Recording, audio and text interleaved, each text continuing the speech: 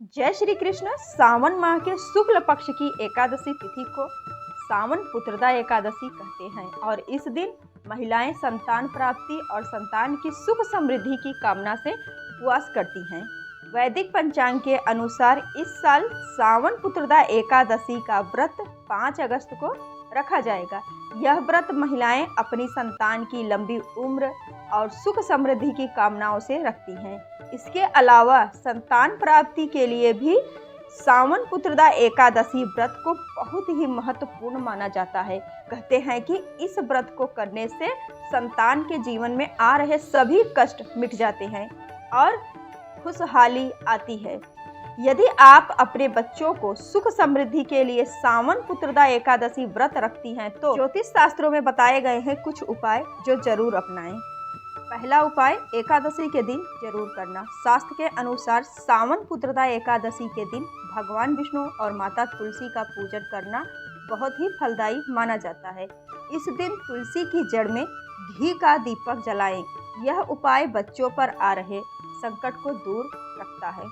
Number दूसरा, ये उपाय नहीं है, ऐसा हमें करना चाहिए। सावन पुत्रदा एकादशी के व्रत में संतान के जीवन में सुख समृद्धि और खुशहाली आती है। इस दिन भगवान विष्णु और माता लक्ष्मी के साथ साथ अगर आपके घर में लड्डू गोपाल जी हैं तो उनका भी अवश्य पूजन करना चाहिए। इस दिन यदि लड्डू गोपाल जी को पंचामृत से स्नान कराया जाता है तो संतान के जीवन में आ रही सभी समस्याएं दूर हो जाती हैं। दूसरा उपाय, यदि कोई बच्चा लंबे समय से किसी बीमारी से जूझ रहा है तो सावन पुत्रदा एकादशी के दिन माता लक्ष्मी को और भगवान विष्णु को गेहूं या चावल अर्पित करना चाहिए। फिर इसे गरीबों में बांट देना चाहिए, यानी बाद में इसे हमें कहीं दान दे देना चाहिए।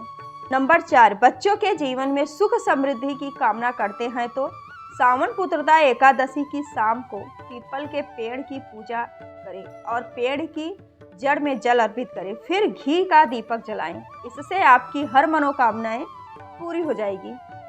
नंबर 5, अगर आपकी संतान को नौकरी के क्षेत्र में परेशानियों ने घेर रखा है तो सावन पुत्रदा एकादशी के दिन भगवान विष्णु और माँ लक्ष्मी की पूजा करें।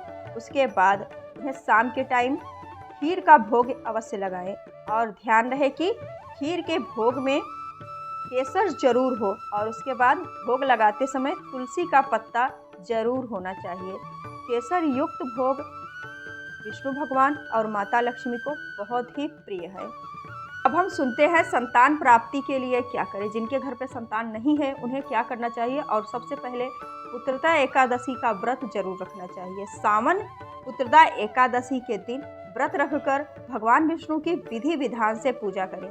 उस दौरान सावन पुत्रदा एकादशी की व्रत कथा सुने, रात्रि में जागरण करके अगले दिन पारण करें और फिर व्रत के समापन पर भगवान विष्णु से संतान प्राप्ति की प्रार्थना करें। श्री हरि कृपा से आपको उत्तम संतान की प्राप्ति जरूर होगी। सावन पुत्रदा एकादशी पर पूजा के दौरान संतान गोपाल मंत्र का जाप करें। इस मंत्र का जाप करने से संतानहीन दंपतियों को संतान सुख प्राप्ति होती है। इसमें भगवान विष्णु से प्रार्थना करते हैं कि वे कृपा करके संतान सुख का आशीर्वाद दे। जो विवाहित लोग अभी तक पुत्र या पुत्री के सुख से वंचित हैं वे लोग सावन पुत्रदा एकादशी पर श्री हरि विष्णु पुराण की कथा का श्रवण करें या इसका आयोजन अपने घर पर जरूर कराएं। इस उपाय से आपको लाभ जरूर होगा। संतान प्राप्ति के लिए सावन पुत्रदा एकादशी के दिन पूजा के समय श्री वंश कवच या स्रोत का पाठ करें। आप चाहे तो संतान गोपाल स्रोत और श्री गोपाल सहस्त्र नाम पाठ भी कर सकते हैं। ये सभी संतान प्राप्ति में सहायक मंत्र माने जाते हैं। जिन महिलाओं को संतान नहीं है वे भगवान गणेश की पूजा करें और गणेश चतुर्थी का व्रत करें। यदि संभव हो तो प्रतिदिन संतान गणपति स्रोत का पाठ करें। विघ्नहर्ता मंगल मूर्ति भगवान गणपति आपकी मनोकामना जरूर पूरा करेंगे। जान लेते हैं व्रत और पारण का सही डेट। इस साल सावन पुत्रदा एकादशी का व्रत 5 अगस्त को दिन मंगलवार को है। उस दिन सावन का चौथा मंगलवार यानी कि गौरी व्रत भी है। सावन पुत्रदा एकादशी व्रत का पारण 6 अगस्त को सूर्योदय के साथ सुबह 5:45 से सुबह 8:26 के बीच होगा। आपको हमारी जानकारी अच्छी लगी हो तो चैनल को लाइक शेयर कर दीजिएगा। वीडियो देखने के लिए बहुत बहुत धन्यवाद।